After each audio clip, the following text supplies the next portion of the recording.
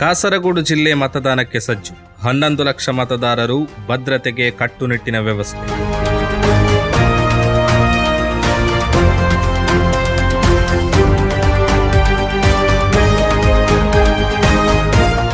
April 9ರಂದು ನಡೆಯಲಿರುವ ವಿಧಾನಸಭಾ ಚುನಾವಣೆಗೆ ಜಿಲ್ಲೆ ಸಂಪೂರ್ಣ ಸಜ್ಜಾಗಿದ್ದು ಅಗತ್ಯ ಸಿದ್ಧತೆಗಳು ಪೂರ್ಣಗೊಂಡಿವೆ.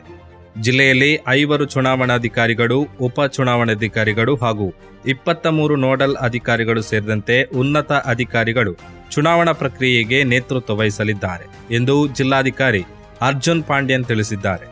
ಏಪ್ರಿಲ್ 9ರಂದು ಬೆಳಗ್ಗೆ 7ರಿಂದ ಸಂಜೆ 6ರವರೆಗೆ ಮತದಾನ ನಡೆಯಲಿದೆ. ಬೆಳಗ್ಗೆ 5:30ಕ್ಕೆ ವೋಕ್ ಪೋಲ್ ಪ್ರಕ್ರಿಯೆ ನಡೆಯಲಿದೆ. ಚುನಾವಣಾ ದಿನದಂದು ಎಲ್ಲ ಸರ್ಕಾರಿ ಹಾಗೂ ಖಾಸಗಿ ಸಂಸ್ಥೆಗಳಿಗೆ ರಜೆ ಘೋಷಿಸಲಾಗಿದೆ. ಮತಗಟ್ಟೆಗಳಲ್ಲಿ ಮೊಬೈಲ್ ಫೋನ್ ಬಳಕೆ ಸಂಪೂರ್ಣ ನಿಷೇಧಿಸಲಾಗಿದ್ದು, ಮತಗಟ್ಟೆಗಳಿಗೆ ತೆರಳುವಾಗ ಮೊಬೈಲ್ ಫೋನ್ ಕೊಂಡೊಯ್ಯುವುದಕ್ಕೂ ಹಾಗೂ ಬಳಸುವುದಕ್ಕೂ ಅನುಮತಿ ಇರುವುದಿಲ್ಲ. ಈ ಹಿನ್ನೆಲೆಯಲ್ಲಿ ಮತಗಟ್ಟೆಗಳಲ್ಲಿ ಮೊಬೈಲ್ ಫೋನ್ಗಳನ್ನು ಇರಿಸಲು ವಿಶೇಷ ಪೌಚ್ ವ್ಯವಸ್ಥೆ ಮಾಡಲಾಗಿದೆ. ಅಲ್ಲದೆ ಮತಗಟ್ಟೆಗಳ ಒಳಗೆ ಹಾಗೂ ಹೊರಗೆ ಸಿಸಿಟಿವಿ ಕ್ಯಾಮೆರಾಗಳನ್ನು ಅಳವಡಿಸಲಾಗಿದ್ದು, ವೆಬ್ ಸ್ಕ್ಯಾನಿಂಗ್ ವ್ಯವಸ್ಥೆಯ ಮೂಲಕ ಕಟ್ಟುನಿಟ್ಟಿನ ನಿಗಾ ವಹಿಸಲಾಗುತ್ತದೆ.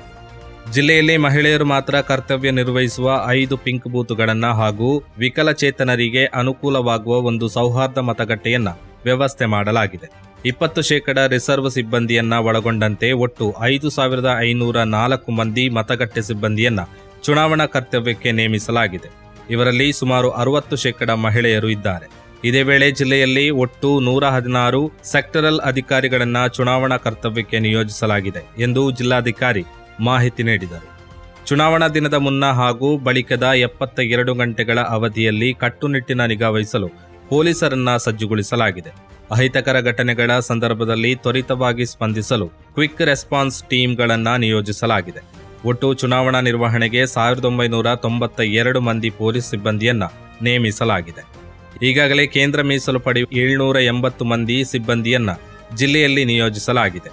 ಇದಲ್ಲದೆ ಅರೆಸೇನಾ ಪಡೆ ಹಾಗೂ ಬಿಎಸ್ಎಫ್ನ 16 ತುಕಡಿಗಳು ಜಿಲ್ಲೆಯ ವಿವಿಧ ಪ್ರದೇಶಗಳಲ್ಲಿ ರೂಟ್ ಮಾರ್ಚ್ ನಡೆಸಿ ಭದ್ರತೆ ಹೆಚ್ಚಿಸಿವೆ. ಕಾಸರಗೋಡು ಜಿಲ್ಲೆಯ 5 ವಿಧಾನಸಭಾ ಕ್ಷೇತ್ರಗಳಲ್ಲಿ ಒಟ್ಟು 11,03,618 ಮಂದಿ ಮತದಾರರಿದ್ದಾರೆ. ಇವರಲ್ಲಿ 5,44,543 ಪುರುಷರು, 5,59,063 ಮಹಿಳೆಯರು ಹಾಗೂ 12 ಟ್ರಾನ್ಸ್ಜೆಂಡರ್ ಮತದಾರರು ಸೇರಿದ್ದಾರೆ. ಇವರ ಮತದಾನಕ್ಕಾಗಿ ಜಿಲ್ಲೆಯಾದ್ಯಂತ 1,141 ಮತಗಟ್ಟೆಗಳು ಸಜ್ಜುಗೊಳಿಸಲಾಗಿದೆ. ಜಿಲ್ಲೆಯ 5 ವಿಧಾನಸಭಾ ಕ್ಷೇತ್ರಗಳಲ್ಲಿ ಒಟ್ಟು 32 ಮಂದಿ ಅಭ್ಯರ್ಥಿಗಳು ಕಣದಲ್ಲಿದ್ದಾರೆ. ಈ ಪೈಕಿ ಮಂಜೇಶ್ವರ ಕ್ಷೇತ್ರದಲ್ಲಿ ಅತಿ ಹೆಚ್ಚು 11 ಮಂದಿ ಸ್ಪರ್ಧಿಸುತ್ತಿದ್ದಾರೆ. ಕಾಸರಗೋಡು ಕ್ಷೇತ್ರದಲ್ಲಿ 5 ಮಂದಿ ಅಭ್ಯರ್ಥಿಗಳಿದ್ದಾರೆ. ಕಾಂಜಂಗಾಡ್ ಕ್ಷೇತ್ರದಲ್ಲಿ ಅತಿ ಕಡಿಮೆ 4 ಮಂದಿ ಅಭ್ಯರ್ಥಿಗಳು ಸ್ಪರ್ಧಿಸುತ್ತಿದ್ದಾರೆ. ಚುನಾವಣೆಯ ಅಂಗವಾಗಿ ಮಂಗಳವಾರ ಸಂಜೆ 6 ಗಂಟೆಯಿಂದಲೇ ಜಿಲ್ಲೆಯಲ್ಲಿ ಮದ್ಯ ನಿಷೇಧ ಜಾರಿಯಾಗಿದೆ. ಮನೆಯಿಂದಲೇ ಮತದಾನ ಪ್ರಕ್ರಿಯೆ 98.11% ಸಾಧನೆಯೊಂದಿಗೆ ಪೂರ್ಣಗೊಂಡಿದ್ದು, ಒಟ್ಟು 6,679 ಮಂದಿ ಮತ ಚಲಾಯಿಸಿದ್ದಾರೆ. ಇವರಲ್ಲಿ 85 ವರ್ಷ ಮೇಲ್ಪಟ್ಟ 933 ಮಂದಿ ಹಾಗೂ 711 ವಿಕಲಚೇತನರು ಸೇರಿದ್ದಾರೆ.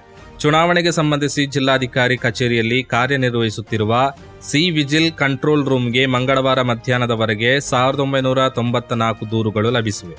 ಹೆಚ್ಚಿನವು ಸ್ವಯಂ ಪ್ರೇರಿತವಾಗಿ ದಾಖಲಾದ ಪ್ರಕರಣಗಳಾಗಿದ್ದು, ಎಲ್ಲವೂ ಬಗೆಹರಿಸಲಾಗಿದೆ.